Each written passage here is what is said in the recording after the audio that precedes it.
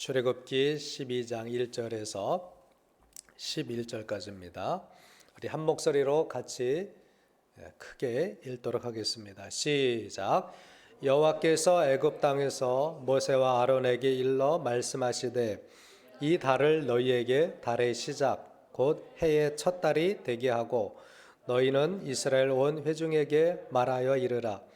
이달 열흘에 너희 각자가 어린 양을 취할지니 각 가족대로 그 식구를 위하여 어린 양을 취하되 그 어린 양에 대하여 식구가 너무 적으면 그 집의 이웃과 함께 사람 수를 따라서 하나를 취하며 각 사람이 먹을 수 있는 분량에 따라서 너희 어린 양을 계산할 것이며 너희 어린 양은 흠없고 일련된 수컷으로 하되 양이나 염소 중에서 취하고 이달 열 나흘 날까지 간직하였다가 해질 때에 이스라엘 회중이 그 양을 잡고 그 피를 양을 먹을 집 좌우 문설주와 임방에 바르고 그 밤에 그 고기를 불에 구워 무교병과 쓴 나물과 아울러 먹되 날 것으로나 물에 삶아서 먹지 말고 머리와 다리와 내장을 다 불에 구워 먹고 아침까지 남겨두지 말며 아침까지 남은 것은 곧 불사르라.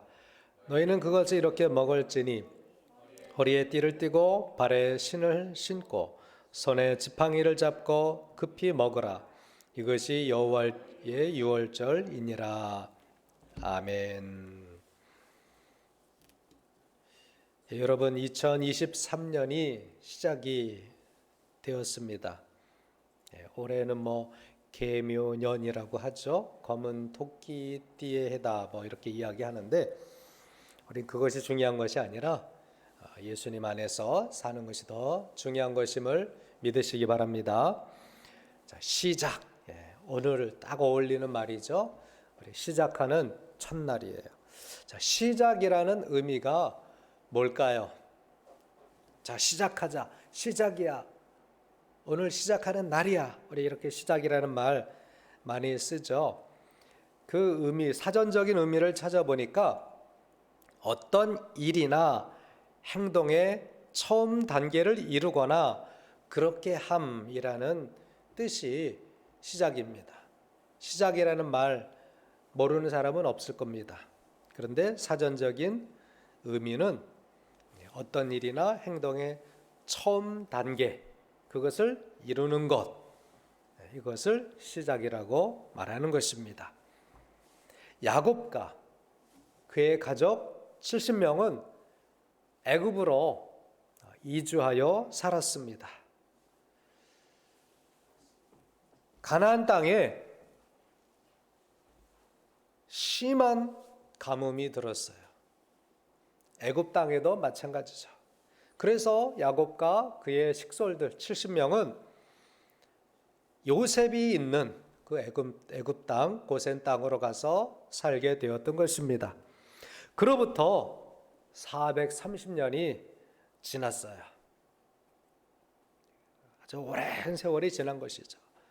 그동안 이스라엘 사람들 70명은 세월이 지나면서 낳고 낳아서 번성해서 민족이라 부를 만큼 큰 숫자가 되었습니다. 그런데 그들에게는 어떤 공식적인 제도가 없었어요. 그들만의 역사가 없었습니다. 또 그들만의 명절 그리고 달력, 그들의 날이 없었어요. 그들은 모두 애굽의 역사를 따라서 애굽의 역사 시간표에 따라서 살았을 뿐입니다. 그러다가 드디어 때가 되니까 하나님께서 모세를 세우시고 이스라엘 민족이라는 그 시작점을 허락하셨어요. 그 시작점이 뭐냐? 바로 유월절입니다. 이스라엘은 사람도 많아지고 어느 정도의 세력을 갖추게 되었지만 주권도 없었어요. 민족이라고 할 구심점도 없었습니다. 그냥 시키는 일이나 하고 부역이나 하고 애굽 사람들이 때리면 맞고 애굽 사람들이 죽이면 죽임을 당할 수밖에 없는 아주 불쌍한 변방의 사람들이었습니다. 자, 그런데 보십시오. 하나님은 이스라엘 백성들에게 뭐라고 말씀하십니까? 오늘 2절에 보니까 이 달을 너희들의 달의 시작, 곧 해의 첫 달이 되게 하고 라는 말씀을 하셨어요. 이스라엘 민족으로서 드디어 그들만의 역사의 날이 시작된다. 이스라엘 민족의 시작이다. 그동안도 히브리 사람들이 애굽에 많이 살고 있었지만 그들의 역사가 없었어요. 그냥 애굽에 속해 있는 노예였어요. 그런데 이제 이 달을 그 해의 시작이다, 첫 달이다 라고 모세를 통해서 백성들에게 말씀하시는 것입니다. 이스라엘은 유월절을 시작으로 민족으로서의 첫 발을 내딛게 된 것입니다. 자, 이제 유월절을 지켜야 되는데 새로운 이제 역사가 시작되는 새 출발을 해야 되는데 그들이 먼저 할 일이 있었습니다. 그것은 뭐냐면은 식구에 따라서 어린 양을 취하는 거예요. 계산하는 것입니다. 어린 양을 그냥 있는 대로 다 잡는 것이 아니었어요. 식구 수에 따라서 식구가 너무 적으면 이웃집 사람과 함께 구색을 맞춰서 어린 양을 잡으라고 말씀을 하셨습니다.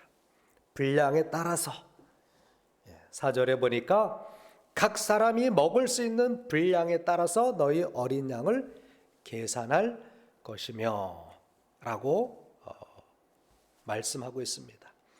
계산한다라는 의미는 뭘까요? 수를 센다라는 의미예요. 카사스라는 히브리어인데 수를 세다, 간주하다, 나누다라는 의미가 있다고 합니다. 그 해의 첫 달, 새로운 시작을 하는 이스라엘 사람들은 분량에 따라서 계획성 있게 어린 양을 잡을 필요가 있었어요. 하나님께서 그렇게 하라고 말씀하셨어요. 우리가 믿음 생활할 때 무조건 믿어, 이런 말이 때로는 맞을 때도 있어요. 그러나 우리가 무작정 하는 게 아니에요. 무계획적으로 신앙인들은 살면 안 된다라는 것을 알 수 있습니다. 신앙인들은 누구보다도 계획을 잘 세워야 돼요. 계산할 줄 알아야 돼요. 신앙에 무슨 계산이냐? 우리는 보통 그렇게 알고 있죠. 신앙은 계산하는 게 아니에요. 물론 그럴 때가 있어야 돼요. 내가 하나님 앞에 결단하고 결심한 일은 이것도 아까운데 내가 생각해 보니까 계산해 보니까 내가 너무 많이 헌신하는 것 같은데 그래서는 안 되죠. 이미 결단한 것에 대해서는 밀고 나가야 돼요. 그러나 신앙인들이 마구잡이로 살아서는 안 된다라는 거예요. 분명히 어린 양을 계산할 것이며 어린 양을 너무 많이 잡아도 안 돼요. 그거 다 어떻게 처치해요? 그래서 적당하게 식구 수에 따라서 식구가 너무 작으면 이웃을 불러서 어린 양을 잡으라라는 이야기입니다. 하나님께서 그렇게 권고하셨어요. 왜 어린 양 한 마리를 한 식구당, 한 가족당 잡으라고 했을까요? 한 가족의 분량에 양 한 마리면 족하다. 1년 된 어린 양 한 마리가 보통의 가족이 먹을 수 있는 양이었습니다. 그래서 양 한 마리를 취하라 그랬어요. 그런데 그 양은 어떤 양이에요? 흠없고 1년 된 수컷으로 하라라고 흠없고 1년 된 수컷 중에 양이나 염소를 취하라 그랬습니다. 왜 1년 된 것을 취하라고 하셨을까요? 재물의 가치가 가장 좋을 때가 바로 1년 정도가 된 그 양이에요. 재물로서의 가치를 높이기 위해서 1년 되었을 때 가장 육질이 좋고 품질이 좋은 거예요. 우리도 알고 있잖아요, 그렇죠? 닭도 너무 오래되면 폐게 딱이라고, 폐게 질겨요. 고기가 질겨. 돼지나 소도 적당할 때, 어렸을 때 잡는 것이 육질이 부드럽고 또 육즙이 잘 나오고 한다고 합니다. 하나님도 이스라엘 백성들에게 1년 된 수컷으로 양이 없으면 염소를 식구수에 따라서 잡으라고 말씀하셨어요. 수컷으로 하라고 한 이유는 또 뭘까요? 오늘 그 밤에 하나님께서 애굽의 모든 장자들을 다 치실 겁니다. 그래서 수컷을 잡을 때마다 우리가 이 장자를 죽이는 재앙에서 살아남았구나. 구원의 의미, 구원의 상징성이 있기 때문에 수컷으로 잡으라고 말씀을 하셨다라고 해석을 할 수 있습니다. 이 유월절 어린 양은 결국 신약시대에 예수 그리스도를 상징하는, 예수 그리스도께서 모든 죽음, 모든 재앙을 대신해서 예수님이 십자가에 죽으시는, 예수 그리스도의 죽음을 상징하는 바로 그 양이 유월절 어린 양이죠. 주님은 흠없고 점없는 완전한 의인이십니다. 믿습니까? 그래서 대속의 제물로 가장 합당하신 그런 분이셨어요. 가장 이상적인 제물이 되기 위해서 예수님은 가장 아름다운 나이 33세쯤이라고 성경학자들은 이야기합니다. 예수님이 그 33세 정도의 십자가에 대속의 제물이 되어 주신 거예요. 애굽을 출발하기 전에 이스라엘 백성들은 1년 되고 흠없는 어린 양을 잡아서 이제 그 피를 어떻게 해요? 자기 집에 좌우 문설주에 발라야 했습니다. 그래야 그 재앙이 넘어가는 거예요. 그게 유월절이었어요. 요한복음 1장 29절에도 보니까 요한이 예수님을 향하여 이렇게 말씀하시죠. 보라, 세상 죄를 지고 가는 하나님의 어린 양이로다. 자, 이 예수님보다 1500년 전의 일이에요. 모세는 예수님 탄생하시기 전 1500년 전에 살았던 인물이에요. 그런데 바로 그 시대의 그 사건이 예수님의 그 대속의 죽음을 이미 예고하고 있었다라는 것입니다. 이렇게 성경은 참 놀라운 예언의 책이고 성취의 책이다라는 것을 알 수 있습니다. 그들은 어린 양을 잡음으로 말미암아 이스라엘 민족의 새로운 출발을 경험하게 되었던 것입니다. 여러분, 새로운 시작은요, 예수님이 자신을 대신하신 제물이다 라는 것을 아는 순간부터 내 인생의 새로움이 시작되는 것입니다. 할렐루야. 이것을 모르면 그냥 어머니가 나를 낳아주셨기 때문에, 엄마 아빠가 결혼해서 나를 낳아주셨기 때문에 내가 이 땅에 사는 거지. 그리고 12월 31일이 지나면 새해니까 그냥 뭐 새해인가 보다. 해를 보면서 새해 첫 떠오르는 해를 보면서 소원을 빌면 뭐 복이 되나 보다, 이렇게 그냥 흘러가는 대로, 남이 하는 대로 인생을 살아가는데 그것은 새로워지는 게 아니에요.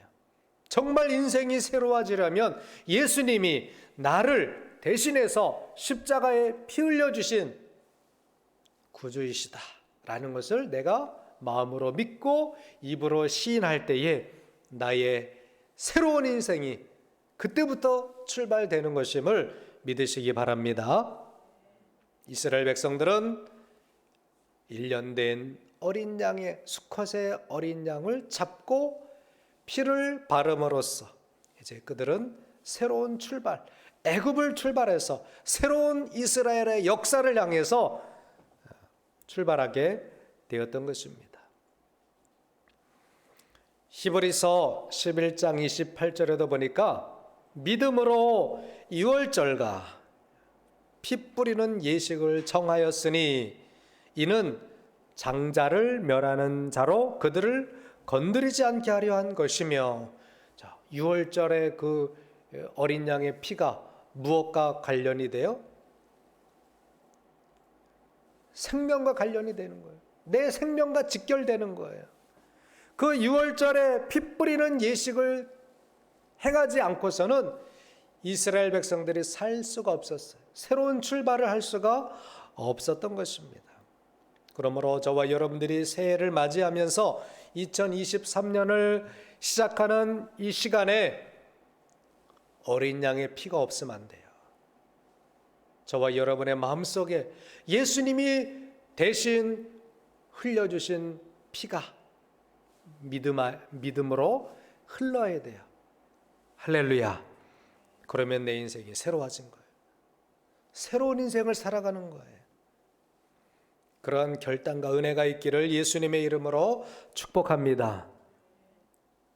또 이스라엘 백성들은요, 그 어린 양을 잡아서 문설주에 바른 다음에 이제 그것을 그 고기와 함께 무교병과 함께 어떻게 해야 돼요?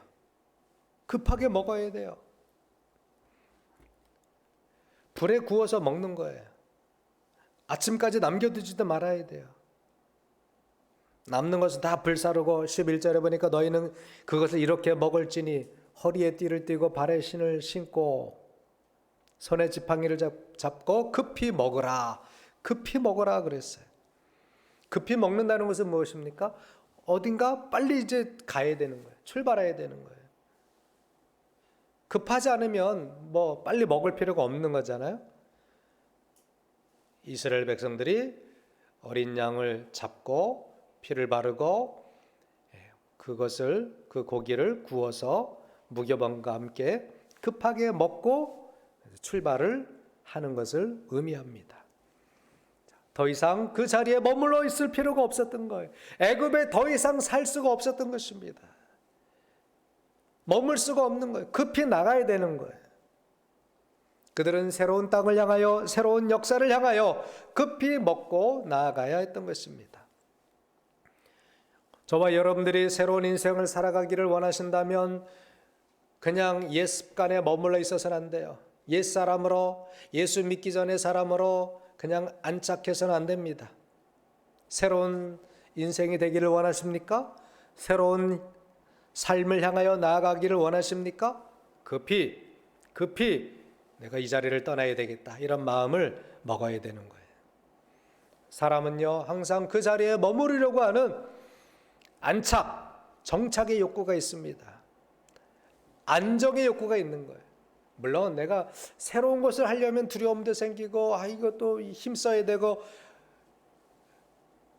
그런 상황이 되죠. 그러나 내가 정말 새로운 인생을 살고 내가 달라진 삶을 살 거야 라고 하는 분들은요, 그 자리에 머물러 있어서는 안 돼요.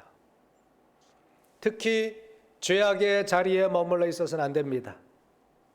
쾌락의 자리에 머물러 있어서는 안 돼요. 재밌는데, 이거 즐거운데, 이거 그냥 내 정신적으로 만족스러운데, 그거는 위험한 거예요. 모든 인생들이 해로운 것에 계속해서 그걸 머물러 있다. 그 사람은요, 자신도 망하게 하고 다른 사람을 해치게 됩니다. 그 사람 때문에 가정이 깨지기도 하고 다른 사람의 행복이 망가지기도 하는 거예요. 해로운 것은 하지 말아야 돼요. 해로운 것은 빨리 끊어야 돼요. 떠나야 되는 것입니다. 이스라엘 백성들이 하나님께서 애굽을 떠나라고 명령하셨는데, 아유 지금까지 여기다 집을 다 지어놨는데, 내가 농사 땅도 다 읽어놨는데 또 떠나라고요? 싫어요. 안 나가요. 그 사람은 이스라엘 사람이 아니에요. 그 사람은 애굽화된 사람이에요. 하나님의 백성이 되지 못할 사람이에요. 그냥 세상 사람이에요. 저와 여러분들은 세상 사람이 아니에요. 그냥 세상 사람이 아닙니다. 그럼 어떤 사람이에요? 하나님의 사람들이에요. 아멘이십니까? 우리는 하나님의 사람이에요. 하나님의 백성이에요.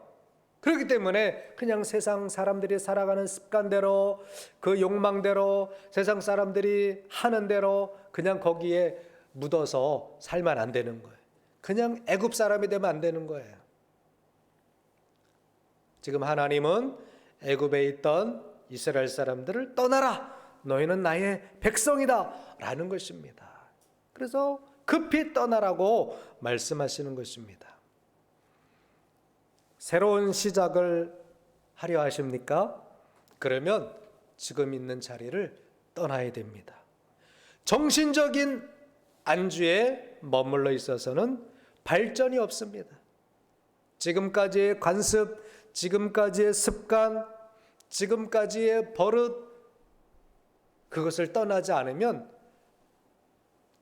달력만 바뀌었지, 해만 바뀌었지 똑같은 사람이에요. 뭐가 달라요? 그렇죠? 작년이나 올해나 그 자리에 늘 머물러 있으면 달라진 것이 없는 것입니다. 사람의 생각이 고착되면 그때부터는요 망가지는 것입니다. 버려야 할 것을 못 버리는 거예요. 내 생각이 고착되면 안 됩니다.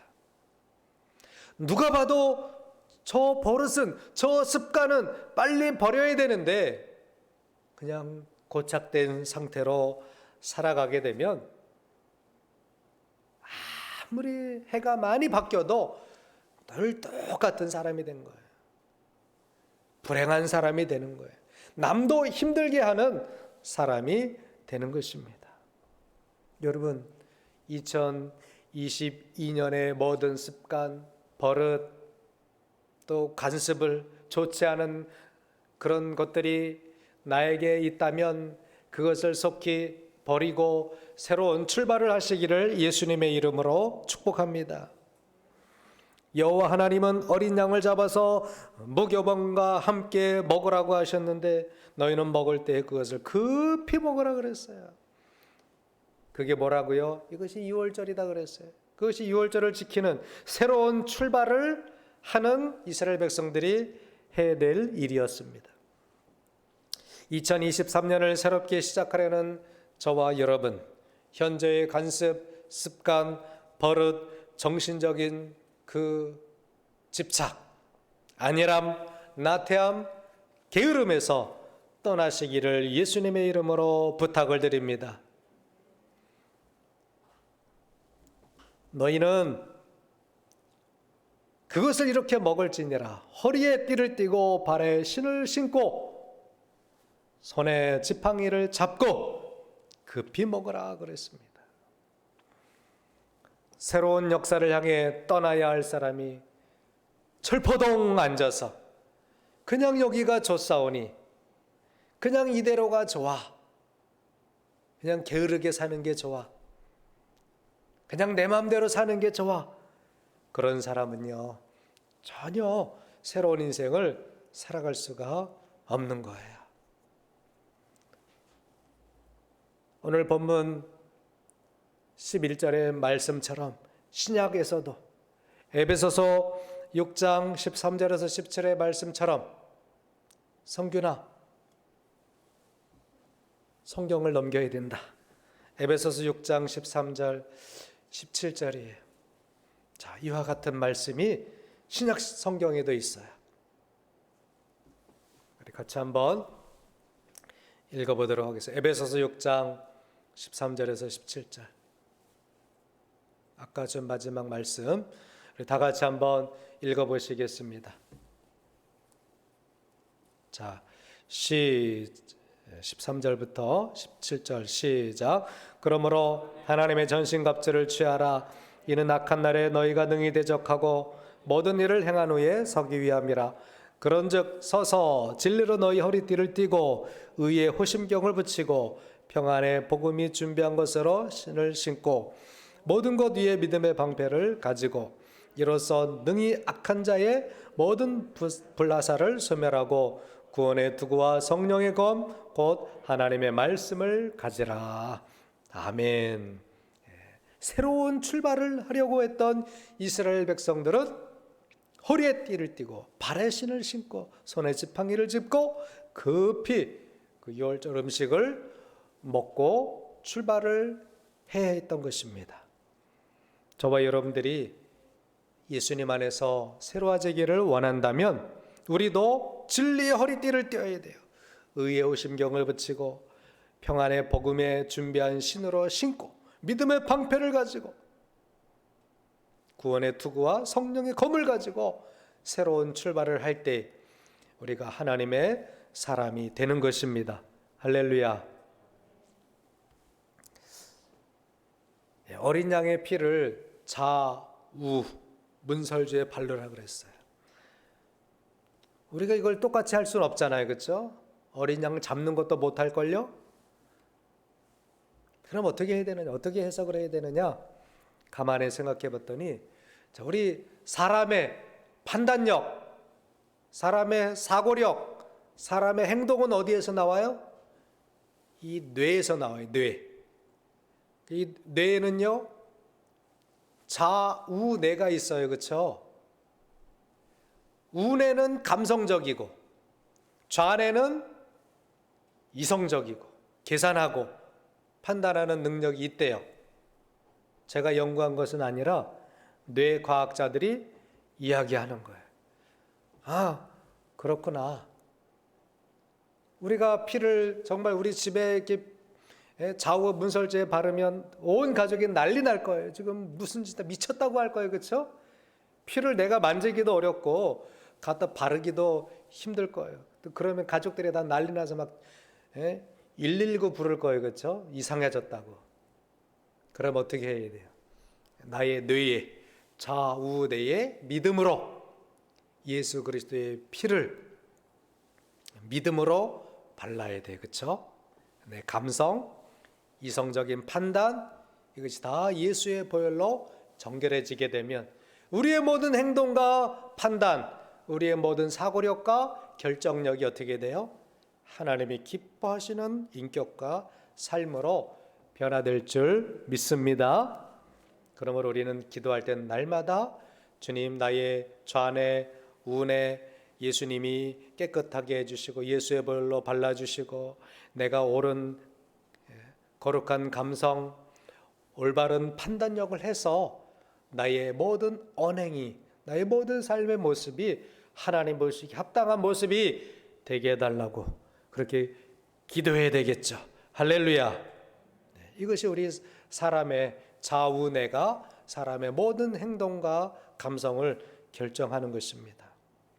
좌우뇌가 2023년도에는 예수의 보혈로 날마다 매일매일 정결해지시기를 예수님의 이름으로 축복합니다. 그러면 우리 인생이 새롭게 출발되는 거예요. 각 사람의 분량대로 어린 양을 잡고 또 우리가 가진 믿음의 분량대로 계획을 세워서 주님이 원하시는 믿음의 분량대로 살아가야 하는 것입니다. 에베소서 4장 7절에 보니까 우리 각 사람에게 우리 같이 한번 읽어보실까요? 화면 보시고 에베소서 4장 7절 말씀 준비 안 됐어요? 제가 읽겠습니다. 나왔네요. 시작. 우리 각 사람에게 그리스도의 선물의 분량대로 은혜를 주셨나니. 아멘. 자, 믿음도 분량대로 하나님이 그 인격에, 그 사람에게 준비된 만큼 믿음도 주시는 거예요. 그래서 우리는 믿음을 자꾸 키우려고 하셔야 돼요. 넓히려고 하셔야 돼요. 또 믿음의 깊이가 있기를 훈련하셔야 돼요. 그러면 하나님께서 그 믿음의 분량대로 준비된 대로 은혜를 채워주시는 거예요. 2023년은 우리 각자의 믿음의 분량이 넓어지고 깊어지기를 예수님의 이름으로 축원합니다. 에베소서 4장 13절 한 번 더 읽겠습니다. 에베소서 4장 13절 말씀입니다. 화면을 보시고 같이 한번 읽어보겠습니다. 시작. 우리가 다 하나님의 아들을 믿는 것과 아는 일에 하나가 되어 온전한 사람을 이루어 그리스도의 장성한 분량이 충만한 데까지 이르리니. 할렐루야. 2023년 정말 새로운 내 인생을 살고 싶다. 그러면 하나님의 아들을 아는 일에 우리가 힘써야 돼요. 하나님의 아들을 아는 것과 믿는 일에 힘쓰게 되면 내 인생은 자연히 새로워지는 것이고 새로운 출발을 하게 되는 것입니다. 자, 이제 2023년은 시작이 되었어요. 오늘이 1월 1일이에요. 그동안 머물러 있던 자리, 그 상황에서 급히 떠나야 될 순간이에요. 그동안의 정체, 그동안의 무력감, 그동안의 안일함에서 떠나서 우리의 삶이 새로워지고 우리의 삶이 변화되기를 예수님의 이름으로 축복합니다. 이스라엘 백성들은 430년 동안 고인 물 속에서 살았어요. 그냥 애굽의 문화 속에서 산 거예요. 썩은 문화에서 산 거예요. 거기에는 새로워질 수가 없는 것입니다.